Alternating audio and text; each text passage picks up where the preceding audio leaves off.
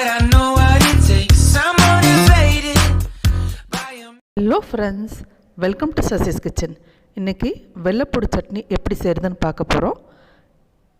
இங்கே வந்து ஒரு 26 வெள்ளைப்பூடு எடுத்து வச்சுருக்கேன், பெரிய பெரிய வெள்ளைப்பூடு. இது கூட வந்து ஒரு அரை ஸ்பூன் கொத்தமல்லி விதை எடுத்து வச்சுருக்கேன்.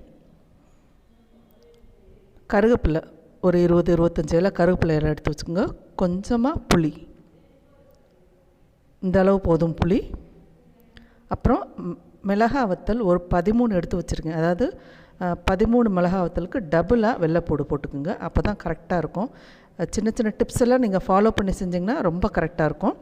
இப்போ என்ன பண்ணணும்னா, இந்த கொத்தமல்லி விதையும் மிளகாய் வத்தலும் நம்ம வெதுவெதுன்னு தண்ணியில் போட்டு ஊற வச்சுக்கணும். அப்போ தான் வந்து சீக்கிரமாக வந்து அரைப்படும். அதனால் கொஞ்சோண்டு வெதுவெதுன்னு தண்ணியில் போட்டு ஊற வச்சுக்கலாம். இது எங்கள் பாட்டி அம்மியில் அரைச்சி செய்வாங்க, ரொம்ப டேஸ்ட்டாக இருக்கும். இப்போ இந்த வெதுவெதுன்னு தண்ணி அதில் ஊற்றுறேன். தண்ணி ஊற்றுனதுக்கப்புறம் ஒரு 10 நிமிஷம் அல்லது ஒரு 15 நிமிஷம் வெயிட் பண்ணுங்கள், போதும். இப்போ வெதுவெதுன்னு தண்ணி ஊற்றியாச்சு. இப்போ இந்த புளியையும் எடுத்து அதில் தண்ணியில் ஊற போட்டுருங்க. ஊற போட்டுட்டு ஒரு 10-15 நிமிஷம் வெயிட் பண்ணிவிட்டு இப்போ எல்லாத்தையும் எடுத்து போட்டு மிக்சியில் நம்ம அரைச்சிக்கலாம். இதுக்கு தேவையான அளவு உப்பு போட்டுக்குங்க. இதுக்கு கண்டிப்பாக ஒரு ஸ்பூன் உப்பு தேவைப்படும். இதுக்கு தேவையான அளவு உப்பு போட்டு மிக்சியில் கொஞ்சமாக தண்ணி விட்டு அரைச்சிக்கோங்க. சின்ன ஜார்லேயே நீங்கள் அரைச்சிக்கலாம், அந்த அளவுக்கு தான் இருக்கும். இப்போ நம்ம அரைச்சாச்சு, தண்ணி ஊற்றி அரைச்சாச்சு. அடுத்து வாணலியில் 2 ஸ்பூன் கடலெண்ணெய் ஊற்றிருக்கேன். கடலெண்ணெய் ஊற்றி தாளிக்கணும். கடுகு, உளுந்தம்பருப்பு, உளுந்தம்பருப்பு கொஞ்சம் நிறையாவே போட்டுக்குங்க. எண்ணெய் காஞ்சிருச்சு, இப்போ கடுகு உளுந்தம்பருப்பு போட்டுக்கலாம். இப்போ கடுகு நல்லா பொரிஞ்சிருச்சு. இப்போது கருவேப்பிலை போட்டுக்கலாம். அதுக்கடுத்து கொஞ்சம் பெருங்காயம் கொஞ்சம் தாராளமாகவே போடுங்க. இப்போ நம்ம அரைச்சி வச்சுருக்க சட்னி எடுத்து போட்டுருங்க. இப்போ கேஸை சிம்மில் வச்சுருங்க. கேஸை சிம்மில் வச்சுட்டு நல்லா அப்படி கிண்டி விடுங்க. இப்போ நம்ம ஊற்றிருக்க எண்ணெயெல்லாம் வெளியில் வரணும், அவ்வளோ நேரம் வைக்கணும். ஒரு 10-15 நிமிஷம் ஆகும்.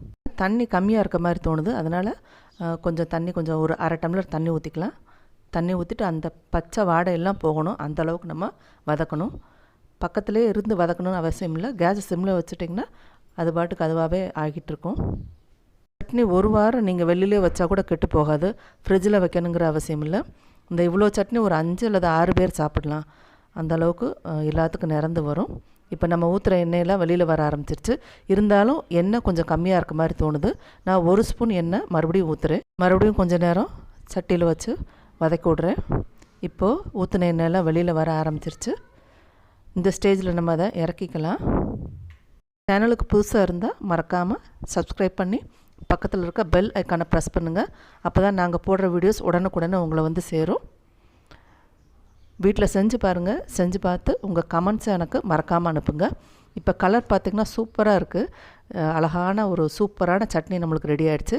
இட்லி கூட வச்சு சாப்பிட்லாம். நீங்கள் 2 இட்லி சாப்பிட்றவங்களா இருந்தால் 4 இட்லி சாப்பிடுவீங்க, அந்தளவுக்கு ரொம்ப டேஸ்ட்டானது. ட்ரை பண்ணி பாருங்கள். பார்த்துட்டு உங்கள் கமெண்ட்ஸை எனக்கு எழுதி அனுப்புங்க. லைக் பண்ணுங்கள், ஷேர் பண்ணுங்கள். வணக்கம், வாழ்க வளமுடன்.